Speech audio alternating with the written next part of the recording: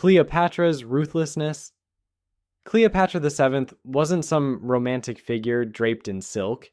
She was a cutthroat politician who killed her own family to stay in power.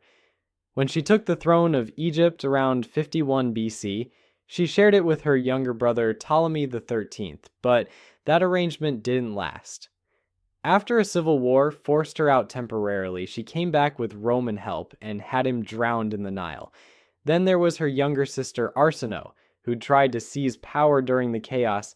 Cleopatra had her executed right on the steps of a temple in Ephesus.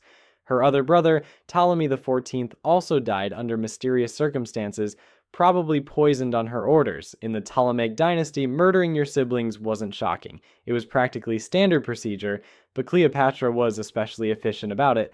Wu Zetian's purges. Wu Zetian climbed to power in 7th century China through a series of ruthless moves that would make most rulers blush. She allegedly strangled her own infant daughter and framed a rival concubine for it, then had her sons stripped of power when they stood in her way. Once she became emperor in 690, the only woman to ever hold that title in China, she created a secret police force that made paranoia the national pastime. Her agents arrested anyone who might pose a threat, real or imagined. Thousands of officials and nobles disappeared into her torture chambers. The interrogators used everything from crushing devices to burning irons to extract confessions. Most victims confessed to crimes they never committed just to make it stop. She ruled for 15 years this way, and the body count kept climbing until she died of old age. Irene of Byzantium. Irene of Byzantium wanted power so badly she was willing to blind her own son to get it. In 797, Empress Irene had been ruling alongside her son Constantine VI for years, but she wasn't satisfied sharing the throne. She orchestrated a coup and had her soldiers hold Constantine down while they drove hot irons into his eyes, permanently blinding him. This wasn't just about removing him from power. Blinding was considered a disqualifying injury for an emperor in Byzantine culture, so it meant he could never rule again. The brutality shocked people even in an era when political violence was common. Constantine died shortly after from his injuries, and Irene became the first woman to rule the Byzantine Empire in her own right. Her reign didn't last long, though. She was eventually deposed and exiled. Isabella's Inquisition. Isabella I of Castile ruled Spain in the late 1400s, and she's the one who really kicked off the Spanish Inquisition in 1478. She convinced the Pope to let her set up religious courts that could torture and execute anyone suspected of not being a proper Catholic. The target was mostly converted Jews and Muslims who the church thought were faking their conversions. The methods were brutal. Strappado, which meant hanging someone by their wrists, twisted behind their back, waterboarding, and the rack. If you confessed under torture, you might just get imprisoned or publicly humiliated. If you didn't confess or they thought you were lying, you got burned at the stake. In 1492, the same year Columbus sailed, Isabella expelled all Jews who refused to convert. Around 200,000 people were forced out. Muslims got kicked out a decade later. Mary I's burnings. Mary I of England earned her nickname Bloody Mary by burning over 280 Protestant dissenters at the stake between 1555 and 1558. She was determined to restore Catholicism in England after her father Henry VIII had split from Rome, and she chose fire as her primary method of enforcement. The burnings happened publicly, usually in town squares or marketplaces, so everyone could watch. Victims were tied to wooden stakes with chains, then bundles of wood and straw were piled around their legs and torched. The process was agonizingly slow. It could take 15 minutes or more to die, depending on wind conditions and how the fire burned. Some victims had friends or family who would bribe the executioner to hang a pouch of gunpowder around their neck, which would explode early and end things faster. Catherine de' Medici. Catherine de' Medici was the queen consort of France and mother to 3 kings, which gave her serious political power in the second half of the 1500s. She's most infamous for allegedly orchestrating the St. Bartholomew's Day massacre in August 1572. The violence started in Paris when Catholic mobs targeted Protestant Huguenots during a royal wedding that was supposed to ease religious tensions. Instead, thousands of Huguenots were dragged from their homes and murdered in the streets over several days. The killings spread to other French cities, and estimates put the death toll somewhere between 5,000 and 30,000 people.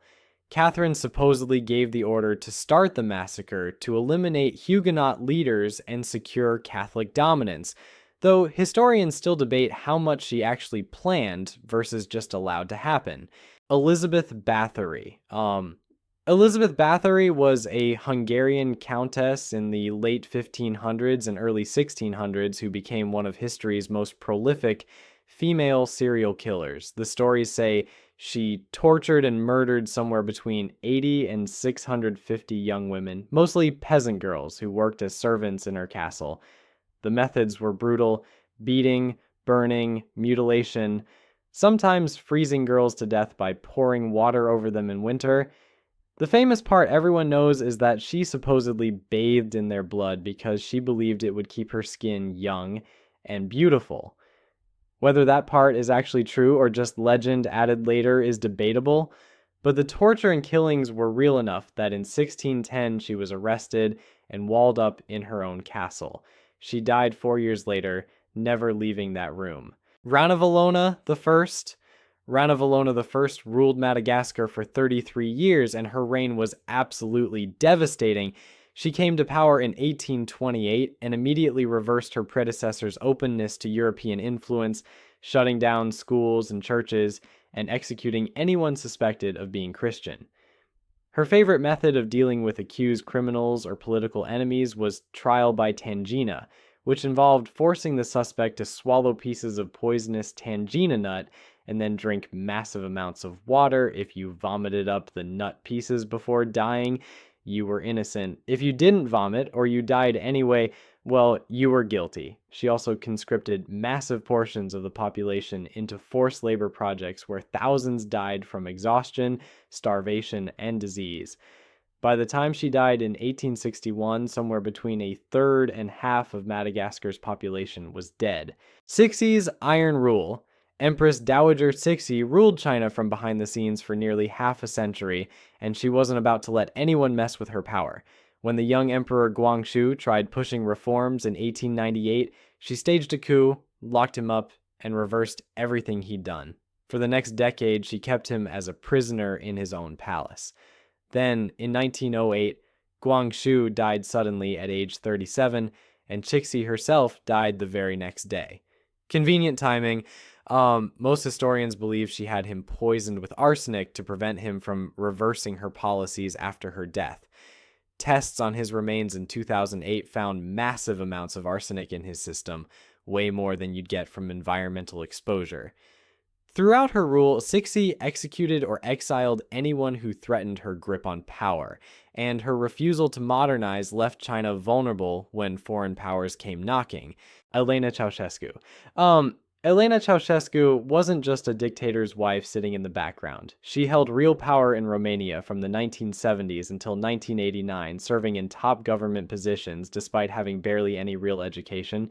She pushed insane policies alongside her husband Nicolae, including banning abortion and contraception to force women to have more babies for the state. Women were monitored by secret police and subjected to mandatory gynecological exams to catch illegal pregnancies. If someone got an abortion anyway, both the woman and the doctor could face prison.